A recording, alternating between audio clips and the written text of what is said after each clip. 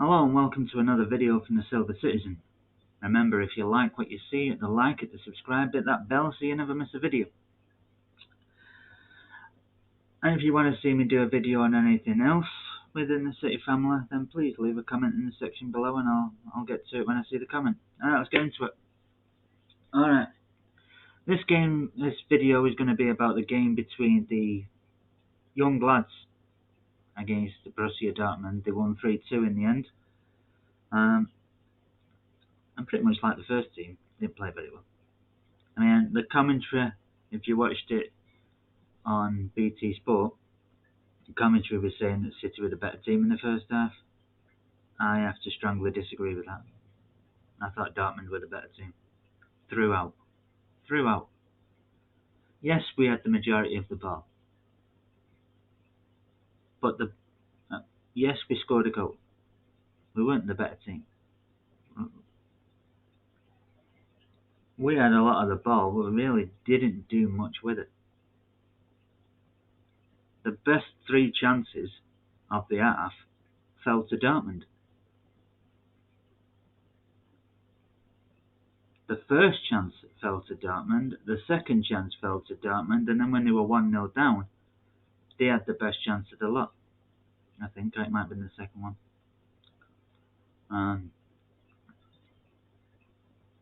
Brought in, guy hit it, bounced off Kane Taylor, and as you've got Mickey Van Sass sort of like going down for the shot that Kane Taylor got a block in, he's got this whole net to aim at, and he hit it that high, I think it might have gone out of the ground.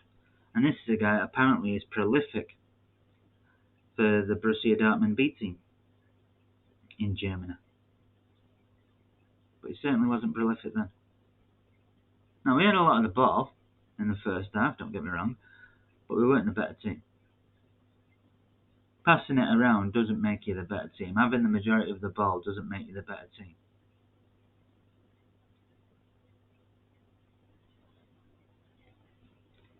In the first half, Dortmund were better. Yes, we scored a goal.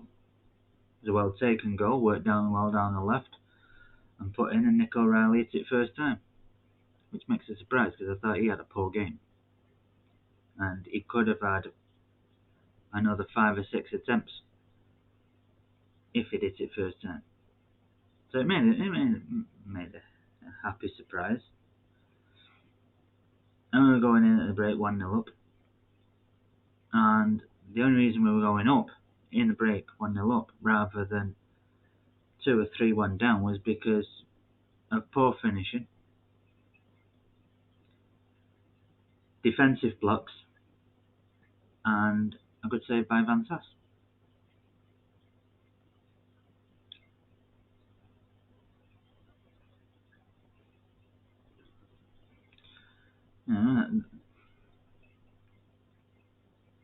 And then in the second half, not only were Dortmund the better team, they had the majority of the ball. And I was sat there watching it thinking to myself, the only thing that's going to stop Dortmund equalising is going to be the goalie. Because they were cutting through us at will. Defence had a poor second half. Not that I think any of them would have been able to stop the equaliser. It was a fantastic shot.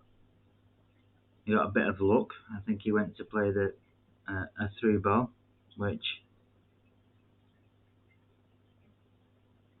I'm trying to think, might have been Kane Taylor. Got a block on it, but he was there to react. One touch, bang. Goalkeeper had no chance. Full stretch, got an hand to it. But what I say hand, it was more fingertips. Nothing he could do about it. And he started to think, well, now we need to try and hold on for the draw. because even that, we were giving the ball away far too easily. The equaliser had got Dortmund's tails up even more than it was. And we had a poor game. A very poor game. And then came the penalty.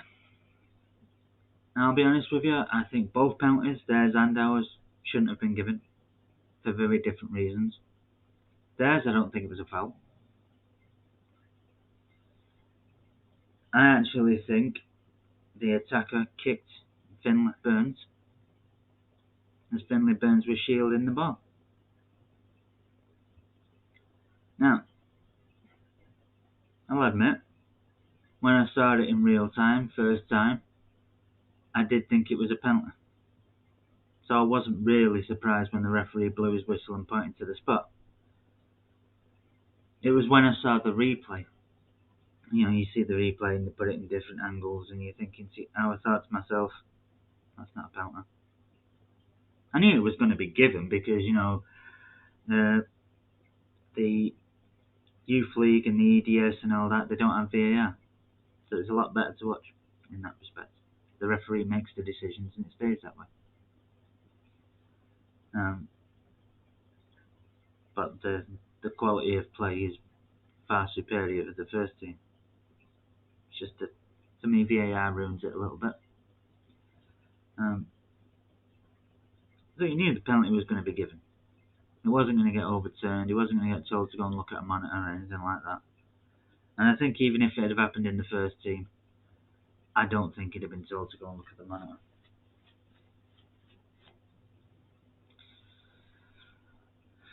But I don't think it was a penalty.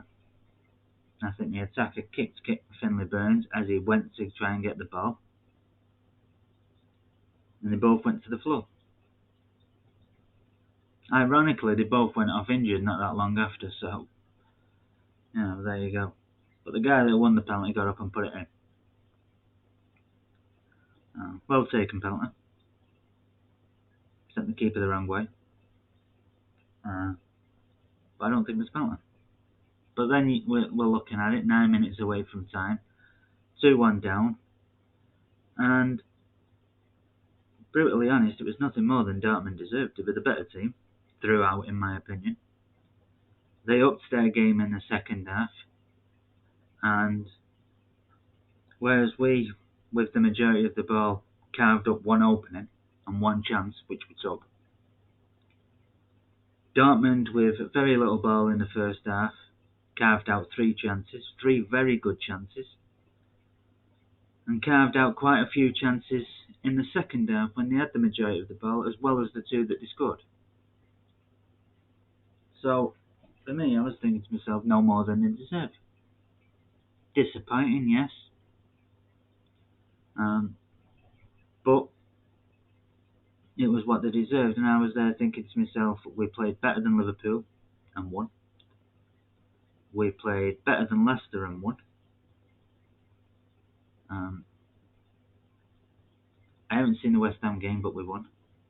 We played better than Sevilla and won. We played better than Spurs and drew. Chelsea's game was a bit 50-50 for me, and we drew. We got outplayed by Mansfield and got beat. We got outplayed by Dortmund and got beat. And I thought that's the only thing we need to change about this team. That when they get outplayed, they get a victory. Like the first team have done on a number of occasions.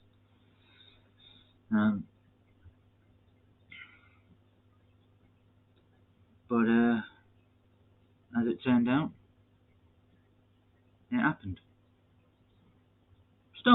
Stonewall, as far as the penalty is concerned for us, didn't get anything on the ball, went to go for the ball and wiped out the man, the defender. So it was a definite penalty in that respect. But when you've seen the replay, the guy that got tackled was offside when the pass was made to him. might have only just been offside, and I don't mean only just offside as like a big toe being offside, like it is when they do these offside decisions. I'm talking about his entire body was only just offside. So there's his body.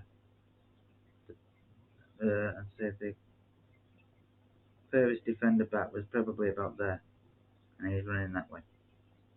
So his entire body was offside, but only just. But offside's offside. And I'm much more of a believer in the entire body only just being offside as being offside than the big toe being offside as offside. So it was offside, but like I said, no VAR, so that wasn't going to get cancelled either. And that's what I mean, both penalties really shouldn't have been given. One was offside and one I don't think was a foul. But both were given. Both were dispatched quite well. Oscar Bob took ours, sent the keeper the wrong way, slotted it in.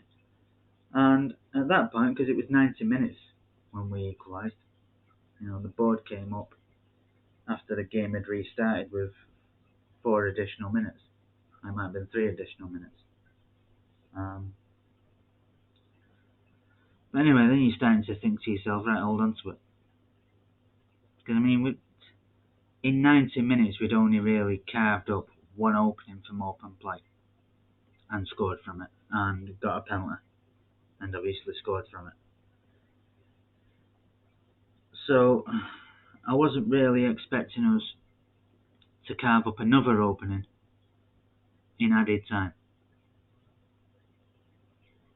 But with very little ball, and with the majority of the ball, Dortmund had opened up quite a few times of chances.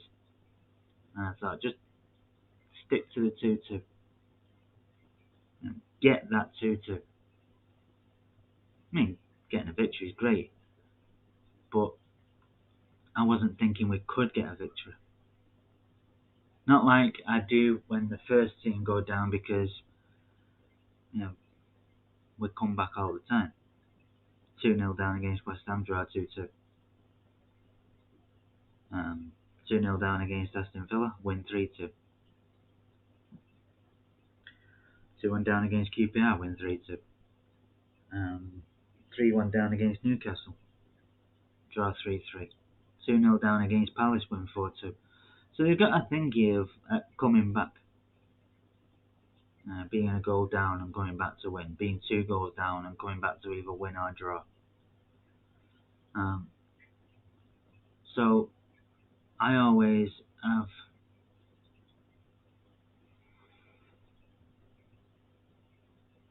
even if it's a very minuscule, a little bit of hope with the first team that the game's not over till it's over. This is a new bunch of lads. If it was last year's EDS, with McAtee and Delap, Lavia, Palmer, Betty, Wilson, Esbrand, CJ Egan, Riley. If that was the team, I'd expect it then as well, because they had the quality. But this team, there's only a few players that I think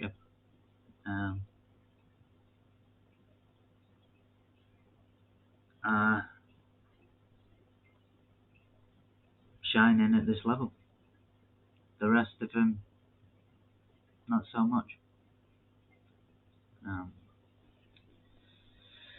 Against Dortmund, the couple of players that I thought have been shining at this level, Carlos Borges, Oscar Bob, Adidai Maboud, Shea Charles, that have played well at this level. Not ripping it up or anything like that, but they've played well. Even they were having poor games. So I wasn't really expecting us to carve up another chance. But we did. The first attempt was saved, and the guy that came on from Abu, I think it's Hendala, was the first to react. Flips it past the keeper. Now, the defender went to clear it. I don't know if he made contact before the ball had hit the line or crossed the line or after, but he only hit into the side netting. 3-2, no flag. I thought, we've done it. Not being the better team, we've actually come back, this group of lads, and won. And the same way I thought getting outplayed in every aspect against Mansfield and ended up losing would do them the world of good. Being second best against Dortmund in the UEFA Youth League and coming back to win will also do them the world of good.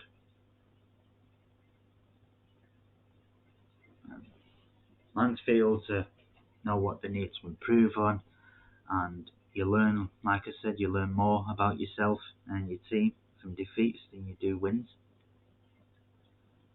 But this one will do them the world of good mentally. The mental strength to have that way to just stay in a game, like we did against Mansfield. Like I said, Mansfield, we weren't in the game and we came within a whisker of getting a draw. That ability to stay in a match when you're getting outplayed and then coming back to win or coming back to draw will do you the world of good mentally. And everyone was praising Real Madrid for doing it last year. You look at Real Madrid last year, the first leg against Paris Saint-Germain, they got beat 1-0 in the round of 16. No one would have argued if Paris Saint-Germain had won 4 or 5-0. They were carving them up at will. And it was poor finishing and some good goalkeeping by Thibaut Courtois that had them taking a 1-0 deficit to the second leg. And even in the second leg, before Paris Saint-Germain made it 1-0 to double the lead, they had a goal that was ruled out offside, which is one of them. The entire body wasn't offside, it was like half a leg that was offside. Which nowadays is like a mile. But, it's not offside, half a leg. If the linesman keeps his flag down, it's not a clear and obvious error is what I'm trying to say, and the linesman gets his flag down. So to then bring it back and call it offside. If the linesman sticks his flag up, it's offside. If the linesman keeps his flag down, it's there for clear and obvious mistakes, and that wasn't. But as we know, the offside rule isn't for clear and obvious mistakes. But they had another 3 or 4 chances before they actually did double the lead on aggregate and take the lead on the night. And then they got that little bit of luck that you need to win every competition. The Premier League, or the League, or the Bundesliga, or the Liga, you need a little bit of luck at certain points, but it's always the best team in the league that season that wins the league. I've always believed that, I always will. Sometimes you create your own luck, but you still get little bits of luck. You look at City last year. We got the little bit of luck with, although I don't think it was handball per se, because I think it hit part of his shirt, and the rules state that if it is part of his shirt, it's not handball. But there's every odd chance that the fourth official, VAR could have asked the ref to go over and look, and we all know what would have happened if he would have done, and give a penalty against City against Everton, which would have true.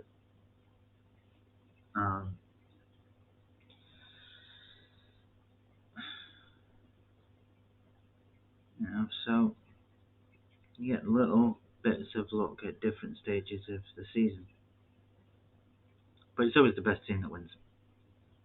Let's get that right. But as I said about Madrid, they got their little bit of luck, because I think the first goal against Paris Saint-Germain was a foul on the keeper, and then straight from the kick-off, Benzema scored again. And there's only one team going to go on and win it then. I didn't watch the first leg against Chelsea, but I did watch the second leg. I was working the first leg. The second leg, Chelsea scored, went 1-0 up. They had a goal ruled out for handball, which was more ball to hand, but, you know. And then they scored a second goal. They had plenty of other chances, and Madrid scored with their first attempt. They got outplayed in every aspect in the second leg, and Chelsea could very well have been 5-0 up before Madrid scored.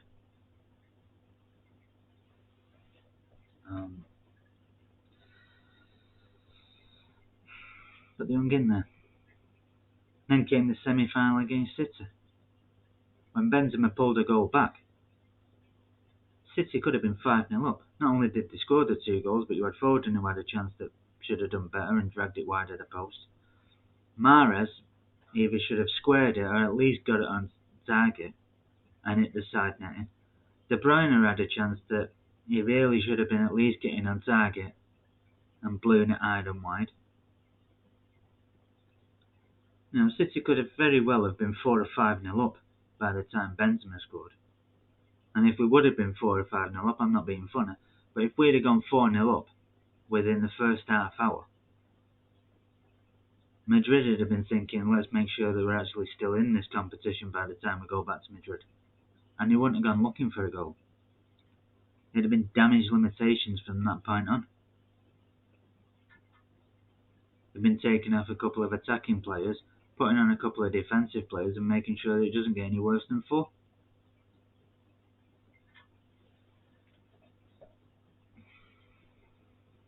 But comes to the second leg, again Courtois.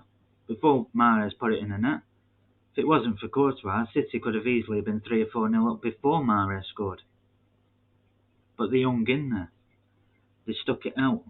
So when they got the 2 goals, took it to extra time.